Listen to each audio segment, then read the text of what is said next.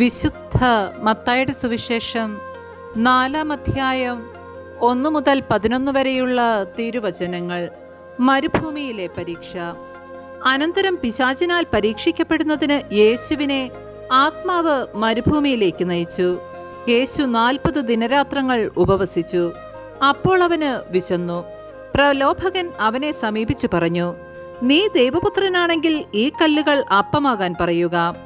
അവൻ പ്രതിവചിച്ചു, മനുഷ്യൻ അപ്പം കൊണ്ട് മാത്രമല്ല ദൈവത്തിന്റെ നാവിൽ നിന്ന് പുറപ്പെടുന്ന ഓരോ വാക്കുകൊണ്ടുമാണ് ജീവിക്കുന്നത് എന്ന് എഴുതപ്പെട്ടിരിക്കുന്നു.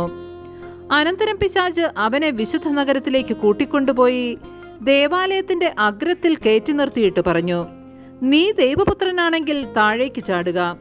നിന്നെക്കുറിച്ച് അവൻ തന്റെ ദൂതന്മാർക്ക് കൽപ്പന നൽകും. നിന്റെ പാദം കല്ലിൽ തട്ടാതിരിക്കാൻ അവർ നിന്നെ കൈകളിൽ താങ്ങിക്കൊള്ളുമെന്ന് എഴുതപ്പെട്ടിരിക്കുന്നു. യേശു പറഞ്ഞു, നിന്റെ ദൈവമായ കർത്താവിനെ പരീക്ഷിക്കരുത് എന്നുകൂടി എഴുതപ്പെട്ടിരിക്കുന്നു. വീണ്ടും പിശാച് വളരെ ഉയർന്ന ഒരു മലയിലേക്ക് അവനെ കൂട്ടിക്കൊണ്ടുപോയി ലോകത്തിലെ എല്ലാ രാജ്യങ്ങളും അവയുടെ മഹത്വവും അവനെ കാണിച്ചുകൊണ്ട് അവനോട് പറഞ്ഞു, നീ സാഷ്ടാംഗം പ്രണമിച്ച് എന്നെ ആരാധിച്ചാൽ ഇവയെല്ലാം നിനക്ക് ഞാൻ നൽകും. യേശു കൽപ്പിച്ചു, സാത്താനെ ദൂരെ പോവുക.